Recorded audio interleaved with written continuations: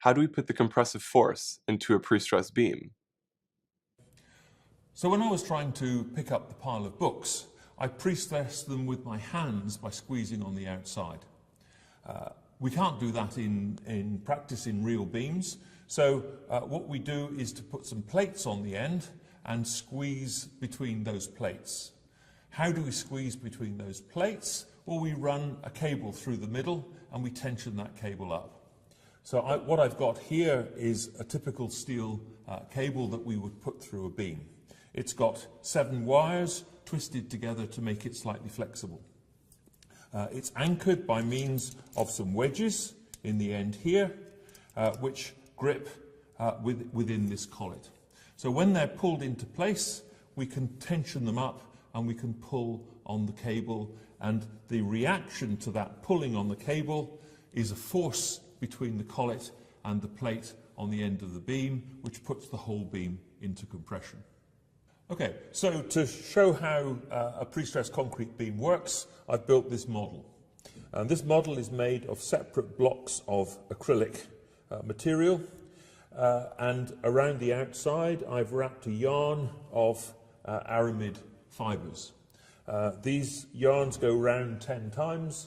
They're tied off with a reef knot at the end over here. And what I'm then doing is I'm pushing this end plate away by using a spanner here on this nut, and that puts the yarns into tension, which puts the beam into compression. And this is the objective of the exercise. We're trying to get the compression force into the beam, and the yarn is merely the way of reacting that force.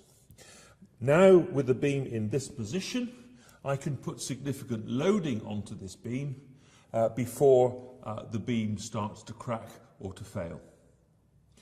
So to see the importance of the yarn and the force that it generates for the beam, I can now cut this yarn and we'll see what happens to the beam in that situation. So I'm going to cut it here.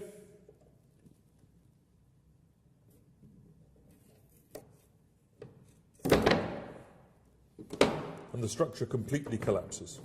So you can see there is no glue or adhesive or anything that's holding this this beam together. It was purely held together by the pre-stressing force. How in practice do we feed the pre-stressing cables through a beam? In practice, there are 2 forms of pre-stressed concrete. The word pre-stressing refers to the fact that we're applying an external force to the structure before we apply the load to which the beam is going to be subjected. But we can apply the pre-stressing force itself before or after we have cast the concrete. If we do it after we've cast the concrete, we leave a duct through the middle of the beam, we thread the steel cables through, we anchor them, as I showed you earlier, with the wedges, and we stress the cable up, applying the force to the concrete. That leaves a gap between the cable and the outside of the duct, and we fill that duct with cementitious grout, which protects the cable against corrosion. This form of construction is called post-tensioned pre-stressed concrete because the stressing is applied after the concrete has been cast. The alternative is to stress the cables up before we cast the concrete. When we do that, we anchor the cables against massive anchor blocks that are usually attached to the ground. The cables are stressed, a mould is put around the outside, the concrete beam is cast inside that mould. Once the concrete has hardened, the cables are released and the beam will get shorter and will go into compression. So that is known as pre-tensioned, pre-stressed concrete. Pre-tensioned concrete is used for repetitive objects. So things like bridge beams, floor beams for buildings, railway sleepers, and so on.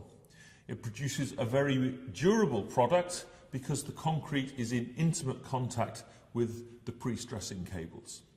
But post-tension concrete can be more flexible because we can choose where within the beam to place the cables. Post-tensioned pre-stressed concrete gives us more versatility because we can position the cables at different places within the depth of the beam by using curved profiles for the tendons.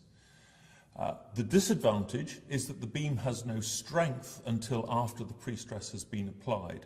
So we have to have some false work provided to take the weight of the structure.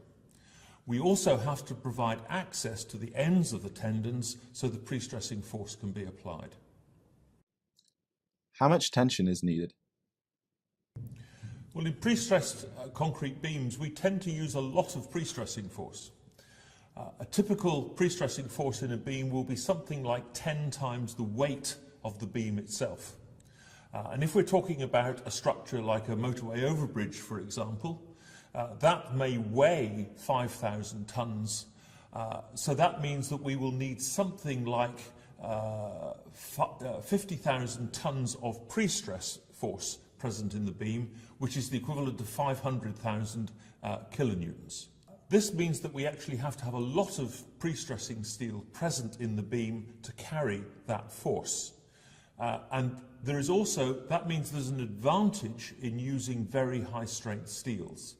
And we typically use pre-stressing steels which will have strengths between 1700 and 2000 megapascals, which is something like 5 times as strong as conventional reinforcing steel. And this means that pre-stressed concrete structures typically use less steel than a reinforced concrete structure doing the same job, which is an additional advantage of using pre-stressed concrete. So do we still need reinforcing bars? Well, the purpose of pre-stressing a structure is to eliminate the tensile stresses so we don't have to provide reinforcement to stop the structure cracking. But if you look at a pre-stressed concrete beam under construction, you'll find that it has small amounts of reinforcement, usually to resist shear forces or to provide a cage to support the pre-stressing cables in position.